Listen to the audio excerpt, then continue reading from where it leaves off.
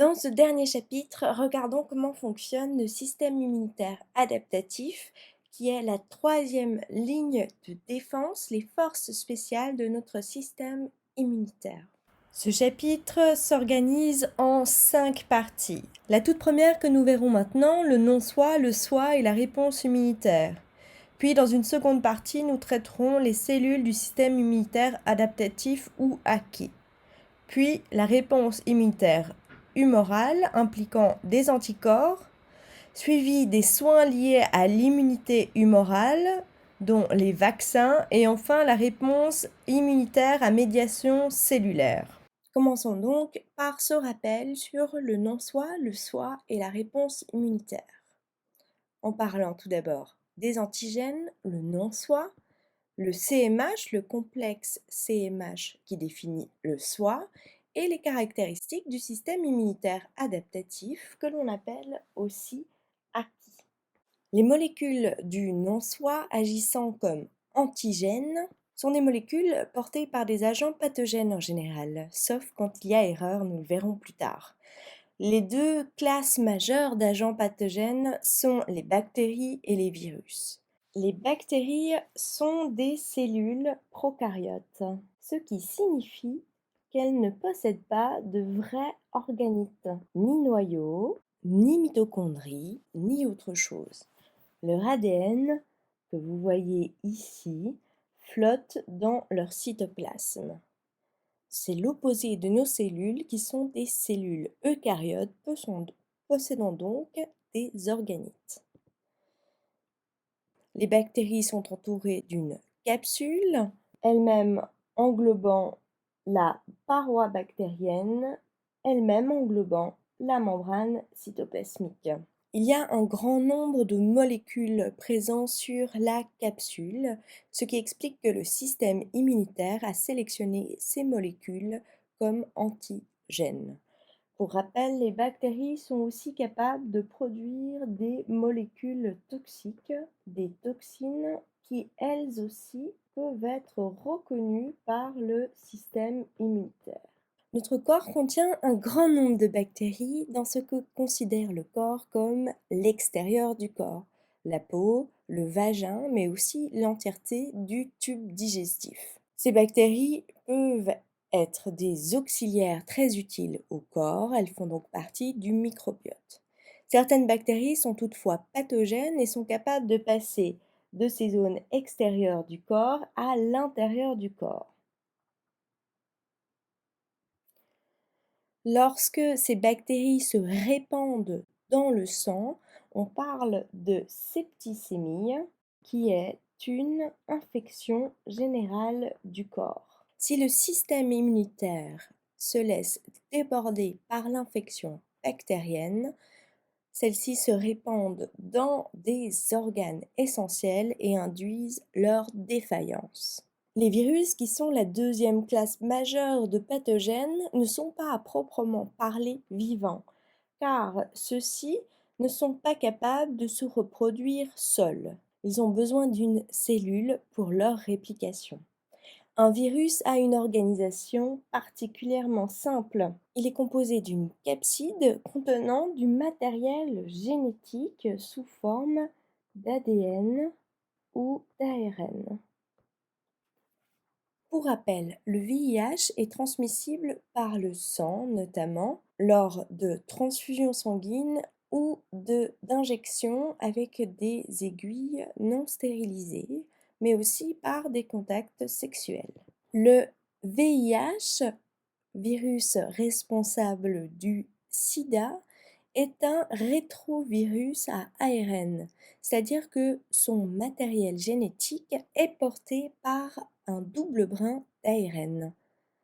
Grâce à des protéines présentes à la surface de la capside, le VIH se lie à des cellules particulières de notre corps, des cellules immunitaires portant le récepteur CD4. La liaison entre les protéines de liaison de la capside du virus et le récepteur CD4 induit la fusion de la capside avec la membrane plasmique, déposant ainsi l'ARN viral à l'intérieur de la cellule. Cet ARN double brin est ensuite traduit en ADN double brin de l'ADN viral. Cet ADN viral pénètre ensuite à l'intérieur du génome de la cellule où il y est intégré. C'est ensuite la cellule qui va elle-même répliquer l'ADN viral et produire les protéines du virus. Les virus sont donc capables de détourner la machine cellulaire des cellules pour se reproduire. Une fois le matériel génétique et les protéines nécessaires produites par la cellule à partir de cet ADN viral, de nouveaux virus sont produits et encapsulés. Une cellule est donc capable de libérer une grande quantité de nouveaux virus. Le coronavirus est un virus légèrement différent. Le coronavirus possède aussi à l'intérieur de sa capside de l'ARN, matériel génétique du virus. Grâce aux protéines S présentes à la surface de sa capside, le virus est capable d'insérer son ARN dans la cellule, abandonnant sa capside. Une fois à l'intérieur de la cellule, cet ARN est traduit par les ribosomes de la cellule. Cette première traduction produit une polymérase virale, une enzyme d'origine virale, mais produite par la cellule. L'ARN viral va ensuite être répliqué par cette ARN polymérase virale, bien que produite par la cellule. La cellule va ensuite produire un grand nombre de protéines virales, ne faisant pas la différence entre l'ARN viral et l'ARN cellulaire. Tout ceci se passe donc dans le cytoplasme des cellules. La cellule reproduisant toutes les protéines et l'ARN nécessaires à la formation de nouveaux virus libérera au bout d'un moment une grande quantité de virions. C'est la forme prise par le coronavirus. Les antigènes sont donc des grosses molécules. Elles peuvent être des acides nucléiques, ARN ou ADN, des sucres, des lipides et des protéines. Ce sont les protéines qui ont le plus fort pouvoir antigénique. La majorité de ces antigènes se trouvent à la surface des virus et des bactéries parce que ce sont les molécules les plus accessibles pour le système immunitaire. Si ces antigènes sont communs à de nombreux pathogènes, ils vont être reconnus par le système immunitaire inné. S'ils sont spécifiques à un pathogène, ils vont être reconnus par le système immunitaire acquis. Mais la membrane plasmique de nos propres cellules, que vous voyez ici, contient elle aussi une grande quantité de protéines et de sucre. Comment fait donc le système immunitaire pour ne pas réagir contre ces protéines et ces sucres du soi? Le système immunitaire possède une bibliothèque des molécules du soi, ce qu'on appelle des auto-antigènes, des marqueurs du soi. Il va éliminer tous ces agents qui réagissent contre le soi, sauf en cas d'erreur de maladie auto-immune. Il est évident que les marqueurs du soi pour un individu sont par contre hautement pathogènes pour un autre individu, ce qui pose un problème en cas de transfusion sanguine, comme nous l'avons vu, avec les sucres présents sur les globules rouges, mais aussi et surtout en cas de greffe.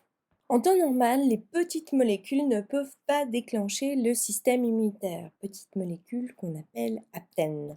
Toutefois, le système immunitaire est capable de reconnaître leur interaction avec des protéines du soi. Normalement, seuls des antigènes appartenant à des pathogènes, donc qui sont potentiellement dangereux pour le corps, déclenchent une réaction immunitaire. Toutefois, le système immunitaire se trompe parfois. Lorsqu'il induit une réaction immunitaire face à des molécules présentes à l'extérieur du corps, la peau, le système digestif, on parle d'allergie. Il déclenche donc une réaction immunitaire face à des molécules n'appartenant pas à des pathogènes. Pensez ici par exemple aux allergies alimentaires, mais aussi aux médicaments. Explication. Pour protéger l'organisme contre les maladies, le système immunitaire produit en effet, entre autres, des anticorps. Chaque anticorps correspond à une cible spécifique, un virus par exemple. À l'image d'une serrure, lorsque l'anticorps reconnaît sa clé, l'agent pathogène se fixe sur celui-ci et le neutralise. En cas d'allergie, le système immunitaire se trompe et identifie les allergènes comme le pollen, les poils de chat ou la protéine de cacahuète comme un agent pathogène. Le corps surréagit en produisant un excès d'anticorps. C'est ce qui crée la réaction allergique. Lorsque le système immunitaire va induire une réaction immunitaire à l'encontre des molécules du soin, c'est ce qu'on appelle une réaction auto-immune. C'est notamment le cas du diabète de type 1. Nous avons vu les antigènes, passons maintenant au complexe du CMH qui définit le soi avant d'aborder les caractéristiques du système immunitaire adaptatif. Le système CMH ou HLA permet de reconnaître le soi. Ce complexe CMH ou complexe majeur d'histocompatibilité sont un ensemble de glycoprotéines présents sur la membrane. Ces ensembles sont extrêmement variables, il existe environ 20 sortes de CMH ou de HLA différentes et chacune de ces sortes peut exister en plus de 50 variétés différentes. Pour comprendre cette diversité, prenons l'exemple d'un CMH composé de 5 protéines différentes. Chacune de ces protéines aurait 4 variétés, 4 allèles si l'on veut, vert, rouge, jaune ou bleu. Dans ce cas-là, il existe 5 puissance 4 combinaisons possibles. Ainsi, chaque individu de notre échantillon aura une combinaison différente. Dans le système CMH ou HLA, il y a environ 20 à la puissance 50 combinaisons possibles. Il n'existe donc pas 2 individus possédant les mêmes protéines du CMH, à l'exception des jumeaux identiques. Ce sont ces molécules qui sont responsables du rejet lors des greffes. Les protéines formant le CMH appartiennent à ce qu'on appelle le système HLA. L'ensemble de ces protéines forment la carte d'identité des cellules et ne sont spécifiques qu'à un seul individu. Il existe 2 types de complexes CMH. Le CMH de classe 1 est présent sur la quasi-totalité des cellules de l'organisme. Sa fonction est d'avertir le système immunitaire de la présence d'un élément étranger à l'intérieur d'une cellule. En effet, les complexes CMH présentent de façon continue des antigènes à la surface. Ces antigènes sont des extraits. Si la cellule n'est pas infectée, cet extrait sera un peptide, un petit morceau de protéine endogène appartenant au soi. Il ne déclenche donc pas de réaction immunitaire. Si la cellule est infectée, ces complexes du CMH porteront à la surface des peptides exogènes provenant du parasite infectant les cellules. Les CMH de classe 2 sont portés par les cellules présentatrices d'antigènes, macrophages et cellules dendritiques.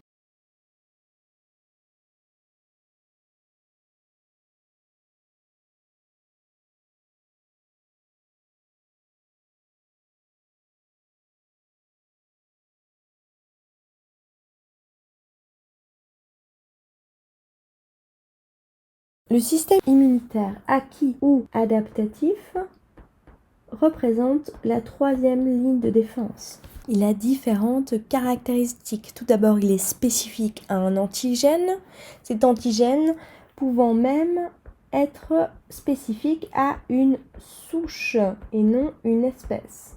Il est donc capable de faire la différence entre différentes souches bactériennes, par exemple. Il est systémique car il se déplace dans le sang. Le système immunitaire est produit uniquement en réaction à une infection. Il se déclenche donc plus tard que le système immunitaire inné et il possède une mémoire.